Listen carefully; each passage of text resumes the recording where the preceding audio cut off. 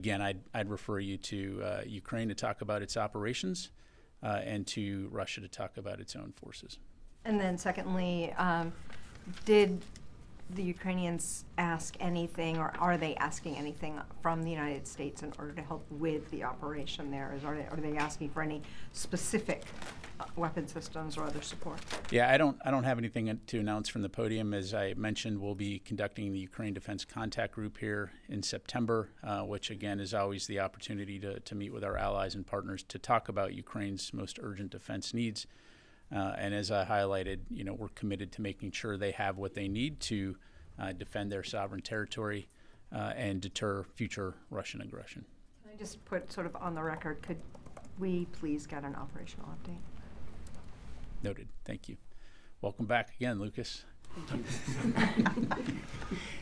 General Ryder, how long do you plan to keep this additional firepower in the Middle East? Well, as you know, we're not going to talk about operational timelines. We will preserve flexibility as we always do. And again, we'll stay focused on the operational objectives that I highlighted. What happened to as long as it takes, or is that just for Ukraine? You're talking about the Middle East? I'm talking about the Middle East, but I'm saying for Ukraine, you constantly say the mantra in this building is for as long as it takes. Is that the same with the Middle East? Well, again, Lucas, I know you've covered this region for a while. We've had a significant force presence in the Middle East for a very long time, upwards of 30,000 plus U.S. forces operating with partners throughout the region, and I don't foresee that changing anytime soon. Are all options on the table with Iran? In what regard? I mean, all regard.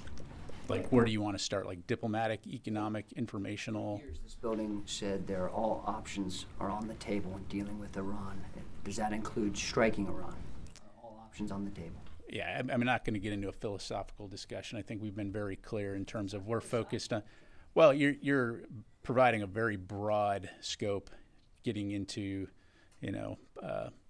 geopolitics, and so if you can define your question a little bit better. Yeah. All options are on the table when dealing with. Let's go over here to Will. Regarding the Russian forces that have been moving into Kursk, are they from inside Russia, or are any of them been pulled from Ukraine or Ukrainian front lines? Yeah, I'm not going to have any further details to provide on that, Will. Thanks. Charlie. Thanks, Pat. In terms of the destruction of the Glishkovo Bridge, the Russians are suggesting Western weapons were used, possibly HIMARS. Are HIMARS being used in this fight? So I appreciate the question. Again, I'm going to have to refer you to the Ukrainians to talk about their operations and what they are or not using. F-16s? Again, I'd refer you to the Ukrainians to talk about what they're employing in their operations. So, Brad. So when the Secretary spoke with the Ukrainian Defense Minister yesterday, did they discuss long-range strikes into Russia, and is the U.S. considering reversing that policy?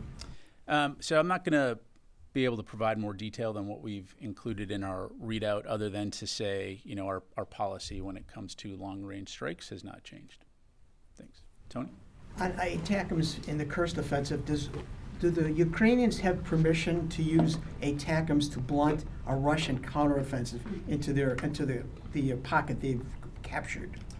So I'm not going to get into Ukraine's selection of capabilities as they conduct their operations. Our policy has not changed, which is in terms of using long-range strike capabilities to conduct deep strike. As you've heard us say, conducting counterfire or defensive operations across the border is permitted, and I'll just leave it there. Quick question. Last week you took a question on Afghanistan in terms of over-the-horizon strikes. It was in the context of ISIS-K. You didn't really elaborate on the extent to which, since the pullout, since the withdrawal 3 years ago, the United States is conducting over-the-horizon either surveillance or strikes against ISIS-K elements. Can you elaborate a little bit on that and the extent to which the United States is conducting those?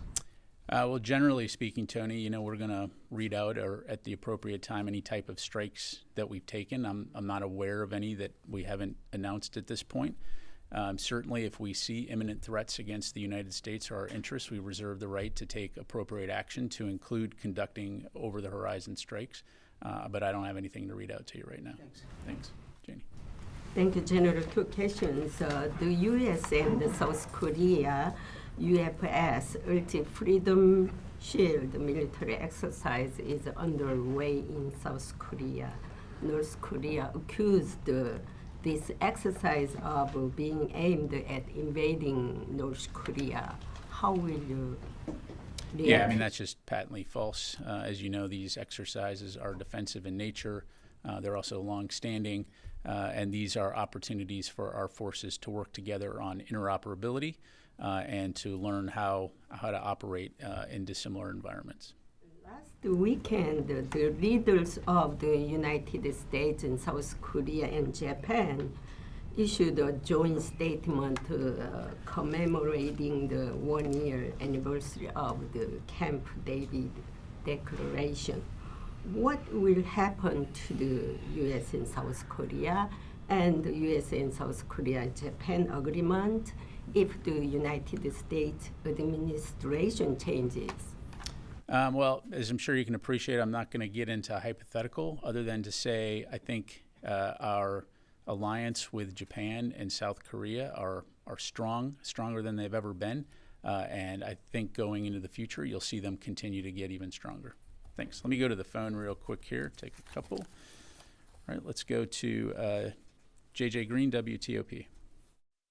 Thank you, General, for taking this question. I had a chance to speak with a spokesman from the Ukrainian military a day or so ago, and they mentioned that it would be very helpful for them if Western logistics, and speaking of the U.S. and the allies that are sending weapons, et cetera, to them, if the pace could be picked up to get those weapons to them sooner, considering what it is that they're doing and what they're engaged in now in Kursk and Belgorod. And just second, really quickly, is this something that could be addressed at the next contact group, if not sooner?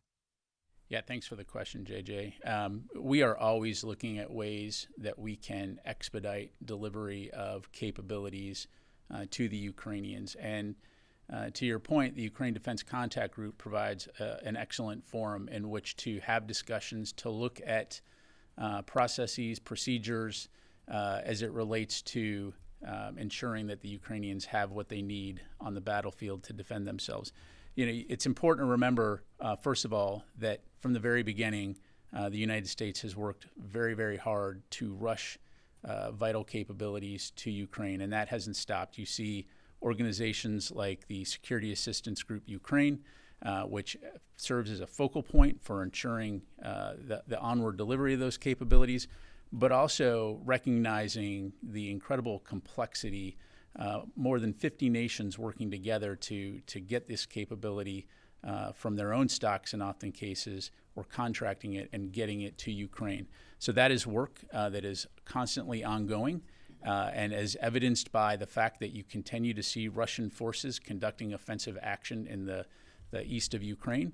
We also recognize the vital importance of moving as quickly as possible. So we'll stay after it. Let me go to Laura Seligman, Wall Street Journal.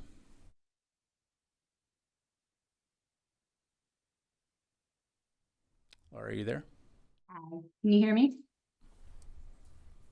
An update, Pat, on the F-16 training in Ukraine, how that is going, and whether there are going to be American contractors helping out with the maintenance in Ukraine?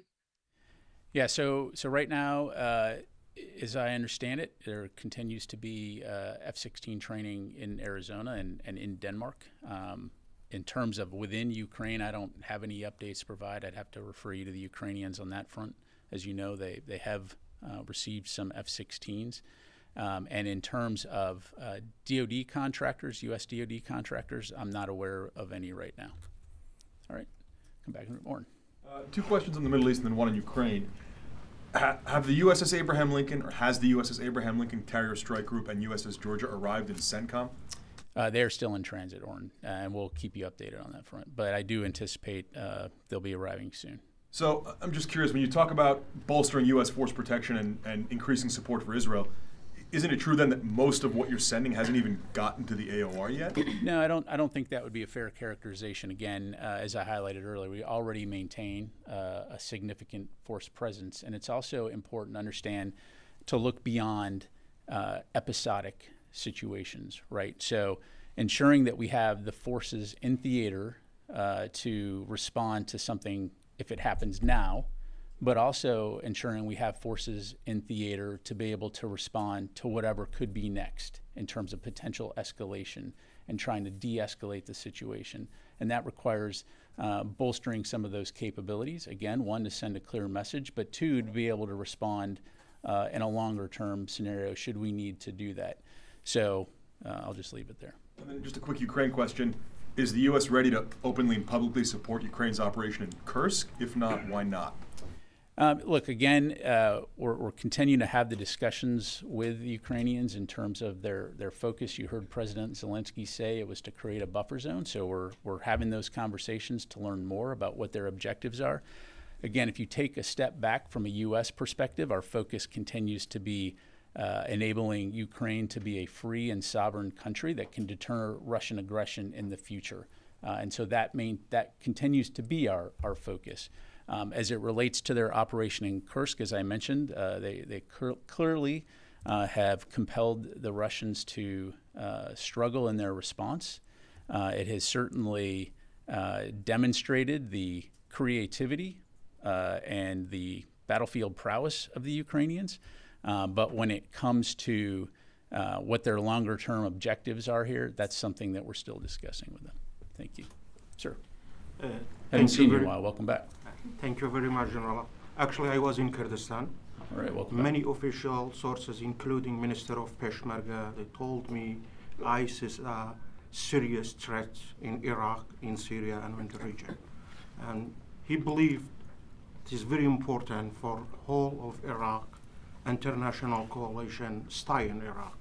Do you have any comment of that?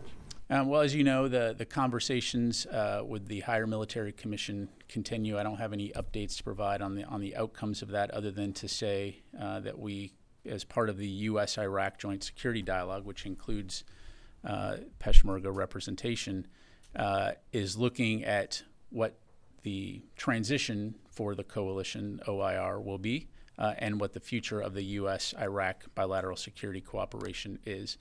When it comes to ISIS, you're right, it does continue to be a threat.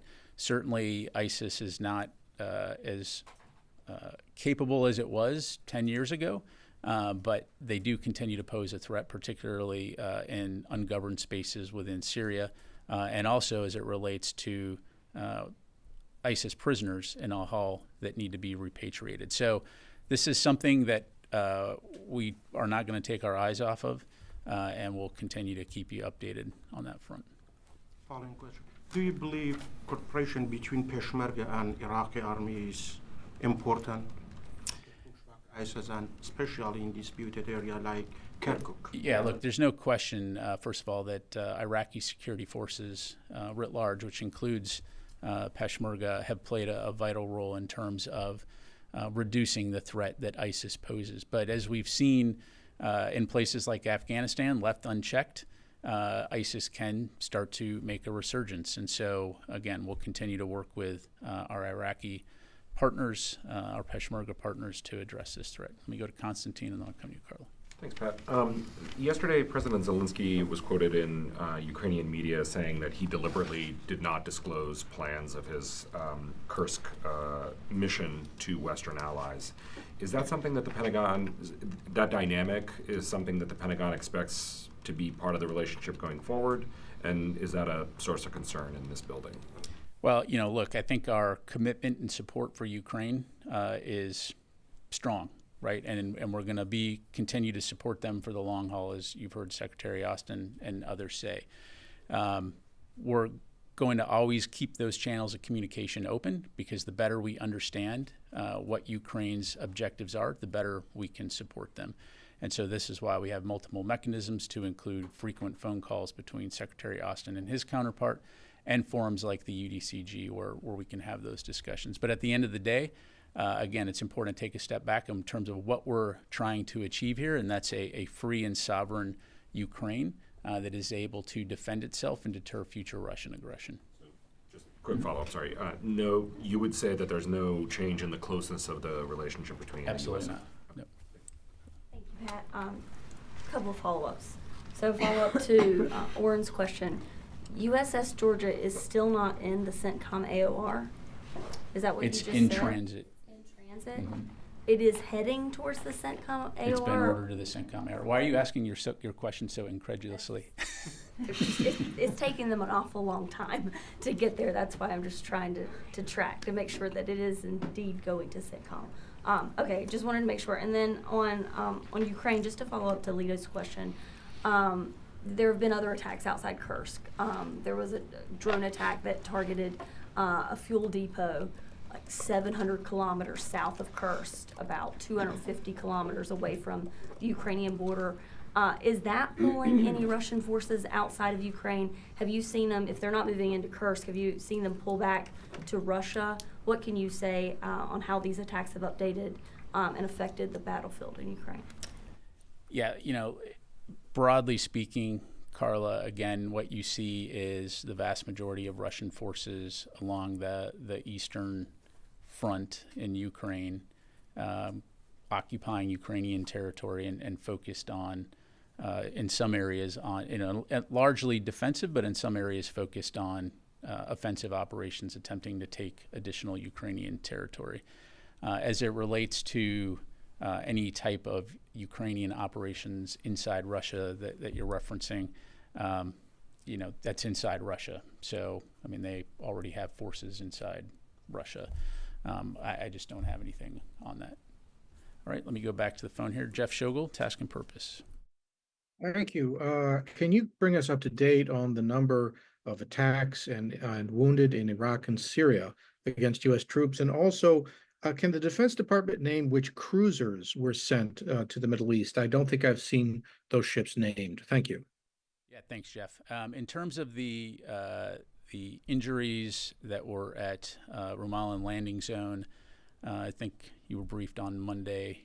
11 personnel had been treated for TBI and smoke inhalation. All 11 of those, to my knowledge, have returned to duty.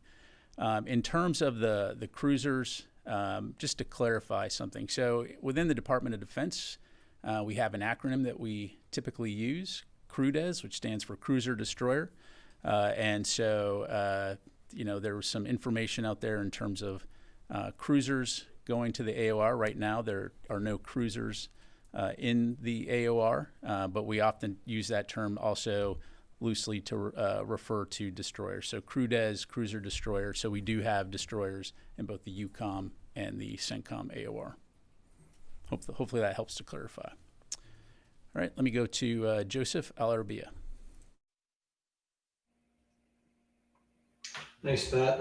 Just wanted to ask again on Iraq. Today, Iraq's foreign minister said several developments led to the postponing of the announcement of the end of the coalition presence in Iraq. But he also said there had not been any response to the attacks on U.S. troops, particularly at Al Asad Air Base, due to what he said was diplomacy. Were you guys asked to hold off or not respond to any of these recent attacks, specifically the most recent one that led to, 11 injured U.S. personnel? Yeah, thanks, Joseph. So a couple of things on that. So first of all, as Secretary Austin has said many times, we're not going to tolerate attacks on our forces. And we will always respond appropriately in a time and manner of our choosing. As for any type of diplomatic discussions, I don't have anything to read out to you, nor am I going to get into those types of private discussions. Okay, time for a few more. Yes, sir. Thank you, General Ryder. My name is Mushfiqul Fazal, representing South Asia Perspectives. How does the Pentagon view the role of the Bangladesh Army in supporting peace and stability under the interim government led by Nobel laureate Professor Muhammad Yunus? Is there any collaboration or communication between the United States and Bangladesh military during this transitional period? Well, as you know, we do have a defense relationship with Bangladesh. We will look forward to working to support our shared values and interests, such as a free and open Indo-Pacific. I don't have anything to read out right now in terms of any types of contact. As it relates to the Bangladesh government, of course, we would expect human rights to be observed and there to be an avoidance of any type of violence. But I would refer you to our State Department for any questions about the U.S.-Bangladesh relationship writ large. Thank you. Charlie. Thanks, General. Between the Theodore Roosevelt, the Abraham Lincoln, the ships that are in the Med now, I count around a dozen destroyers, a submarine that will one day get there. What kind of fight are you gearing up for? And so first of all, let's be clear about, I noted a bit of snarkiness in your question there, but the submarine is in the Mediterranean, which is in the EUCOM AOR. Okay, so first of all, I mean, it's in proximity of the region that we're talking about, moving into the Central Command region, again, to provide capacity there. And in terms of what we're getting ready for, is exactly what I read out at the top, which is enabling us to bolster force protection, the defense of Israel, and also be ready to respond to a wide variety of contingencies. I understand the focus on this moment in time, but we in the DoD are a planning organization, and in addition to being ready for now, we're going to be ready for that wide variety of contingencies of what may come. To do that, you have to have capability and you have to have capacity. And so that's exactly what we've done, and that's exactly what we'll be prepared to do going ahead into the future. Thanks. Yes, sir. Yeah, President Zelensky said it wouldn't have been necessary for them to move into Kursk if its supporters, including the U.S., cleared them to launch deep strike missions at military targets inside Russia proper. Is this fair or not, or is this true or not with the I'm not going to comment on President Zelensky's statement. Certainly, I'll let his comments speak for themselves. Again, there should be no question that the United States supports Ukraine and its fight for freedom and to preserve its sovereignty and to deter future Russian aggression. And that's what we continue to remain focused on. While you're going to see various shifts on the battlefield from time to time, as we've been watching this for 2.5 years, we remain laser focused on that end state in terms of enabling them to defend their sovereignty and deter future Russian aggression, both urgent battlefield needs and long-term defense needs, and that's what we'll continue to stay focused on. Ultimately, at the end of the day, it's up to the Ukrainians to defend their country, and we're going to continue to communicate closely with them on what those needs are and evolve as the situation on the battlefield evolves. All right, last two. Yes, sir. Thanks, General. So on the two major wars that are going on in Ukraine and in Gaza, the civilian casualty rate in Ukraine by the Russian military is around 11,000 civilians, around 2,000 children. In Gaza, it's 40,000 civilians, 16,000 children. So that's 8 times the number of children killed in 1/3 of the time span by Israel. So my question for you is if you could tell us about the moral calculus that has led this administration to spend over $100 billion supporting Ukraine to fight back against Russia, while we're spending tens of billions aiding Israel's military campaign in Gaza and using rhetoric, like Russia's aggression, defending Israel, we're getting ready to defend Israel for a regional war potential in the Middle East. So with that stark civilian casualty contrast, why have you determined that Russia's the bad guy and Israel's the good guy?